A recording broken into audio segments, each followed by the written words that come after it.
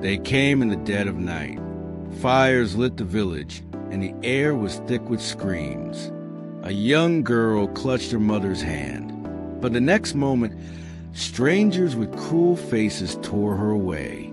Her name, her home, her family, all stolen in a heartbeat.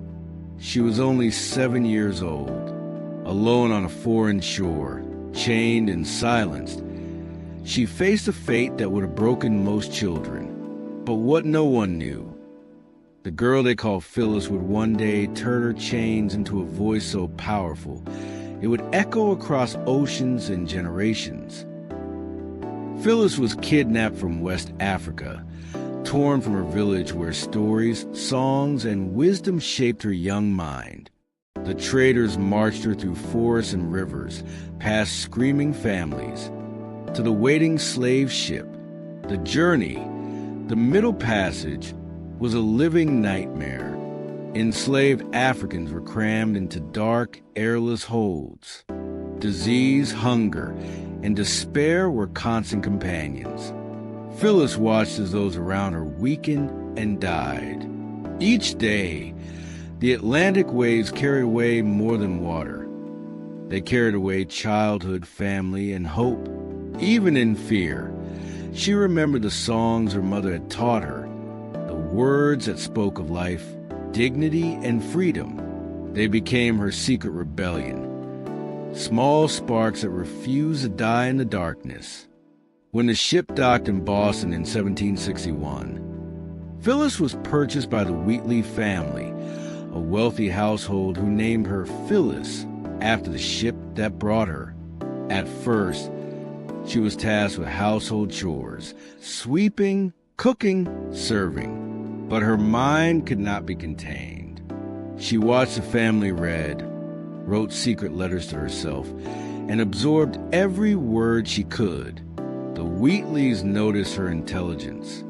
Unlike most enslaved children, Phillis was taught to read. Within months, she mastered the Bible and classical literature. Her mind became a sanctuary of freedom even when her body was bound. By age 12, Phillis was writing her first poems, small but potent sparks of resistance. She began to shape her pain, her faith, and her dreams into words. The world thought she was just a child in chains.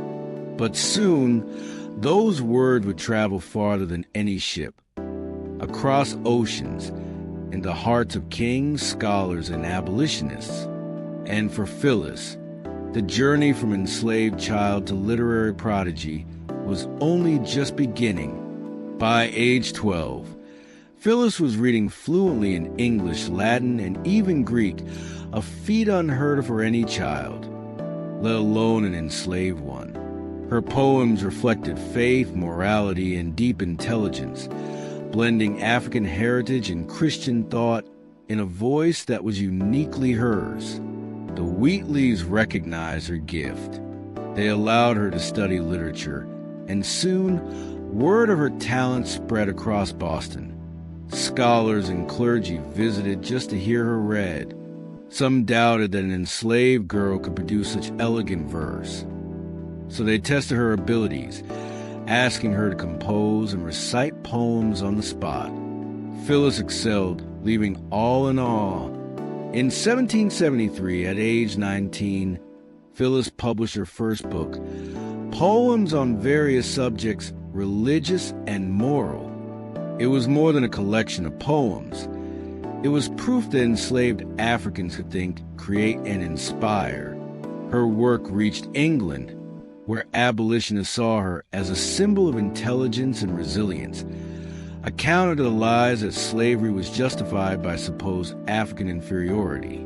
Her poetry included religion, freedom, and morality, subtly critiquing the system that enslaved her people while remaining profound and elegant. People marveled at her ability to turn suffering into art, her words a bridge across oceans and social barriers.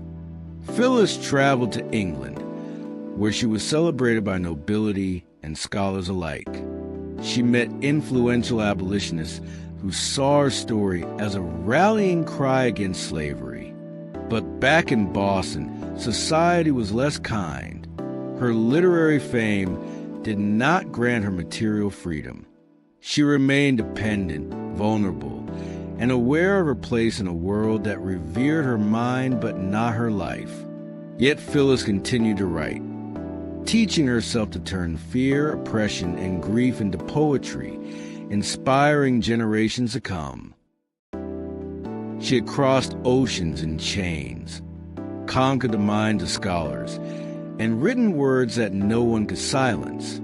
Yet freedom, she soon realized, came at a cost even greater than the chains she escaped. This is the final chapter in the life of Phillis Wheatley, the girl whose quill became her weapon and her legacy. After the death of her enslavers, Phillis was formally freed, but freedom brought unexpected hardship.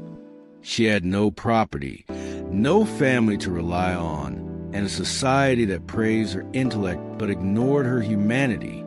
She married John Peters, a free black man, and tried to build a life of stability. Yet tragedy struck repeatedly. Their children died young, and Phillis faced poverty and social isolation. Despite these hardships, she never stopped writing. Her pen continued to bear witness to injustice, faith, and hope. Even though her later writings struggled to find publishers, Phillis' earlier works had already changed the narrative. She became a symbol, proof that intellect and humanity cannot be chained. Abolitionists cited her poetry as evidence of African brilliance, challenging the very foundation of slavery. Phillis' life was a testament to resilience, courage, and creativity in the face of oppression. Though her final years were filled with sorrow, her voice had already outlived her physical hardships. Phillis Wheatley's life was short, but her impact eternal. She transformed pain into poetry, silence into a resounding voice, and chains into words that would inspire generations. She proved that even when the world takes your freedom, it cannot take your mind, your spirit, or your story. Today, Phillis Wheatley is remembered not just as a slave, but as a scholar, a poet, and a revolutionary voice for justice. Her quill became her weapon. Her words became her legacy. Let her story remind us that the fight for dignity and freedom takes many forms, and that even the smallest voice can shake the world.